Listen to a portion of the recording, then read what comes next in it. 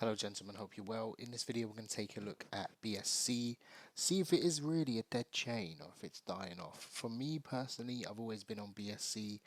I haven't really ventured too much into other chains. I have, but I've always launched on BSC. I've always run tokens on BSC. However, the last 6 months to a year, things haven't been looking too good. I haven't really seen any moonshots lately. So we're going to take a deep dive. We're going to use DeFi llamas on chain analysis and see what we can pick up. So if we look at Ethereum, which is obviously the biggest chain at the moment, they have sort of total value locked, which seems pretty flat in all honesty. There seems to be a bit of a drop off now. If we look at Tron, Tron is an old chain and it seems to be doing well. If we take a look at BSC, it seems to be falling off. And this isn't a good sign. This is the total money locked onto there. So if we look at chains like Arbitrum, seems to be going up. The newer chains that seem to be emerging, they seem to be going up well. If we take a look at Solana, obviously it's starting to peak up. That could be based on, and we can look at Kronos as well. Yeah, so that's one thing we need to look at, and it doesn't seem too exciting for BSC at the moment. Now, if we look at the volume, which is the volume, the amount of trades on there, that's probably a better indication. So if we look at quickly Ethereum, Ethereum's got the highest one, obviously. They have about 1 billion a day, I think.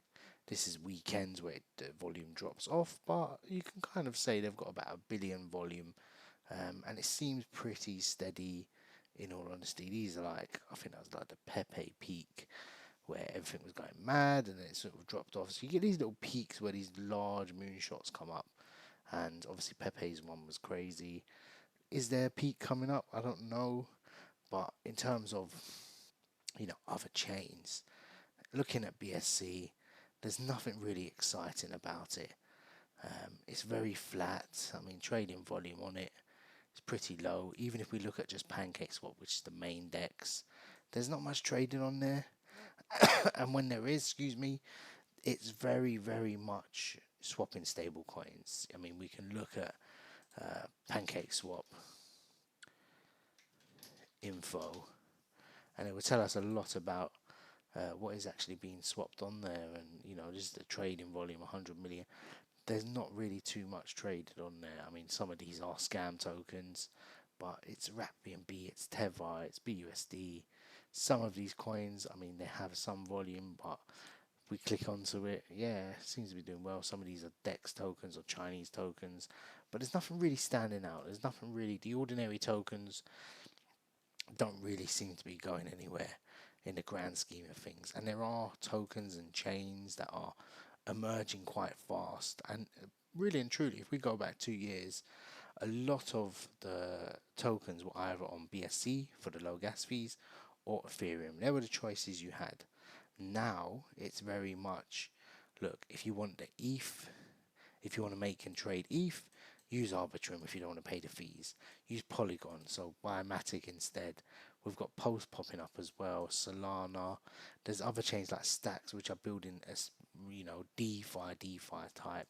Tron's obviously an old school chain. There are other things like Sue popping off, and there's everything seems to be going well. Even Moonbeam's slowly hanging in there, and Near Protocol will pop back up, and no one cares about Aptus, but there are chains out there and they are doing well.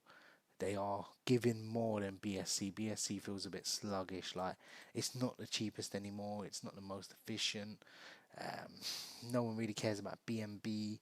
Sure, it's deflationary, but BNB doesn't really give much, whereas you can just trade ETH on Arbitrum or any other chain.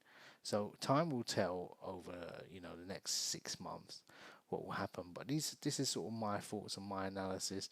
Is BNB gonna die? Maybe. It will just go back to a chain where yeah, some people will be stuck on it because they don't want to venture out. But anyone that is venturing out, that I know personally, seem to be doing a bit better. I mean, I wish obviously BSC we've had some good times, but it just doesn't seem worth building on, number one, or God forbid launching a token on that has some utility or some use, because I don't think the holder mentality is there. I think it's just full of scalpers and people that sell very quickly.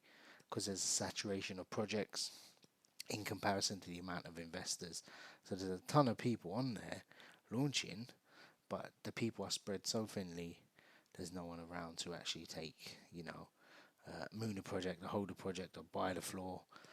It's very much like, look, there's 10 other projects popping up, and people are losing money on it. They're paying a lot of tax. They're losing money. Sure, the fees aren't great, but look, if we look at Ethereum, yeah, you can make 10 grand in a day. Yeah, on BSC, no chance. You'll be lucky to make $100 at this stage. Trading DeFi, degen style. I mean, Uniswap, even the V2, has a good more volume than than BSC as a whole, or PancakeSwap as a whole. So that's very interesting to see. And only time will tell. But I'll give an update soon, and we'll take it from there.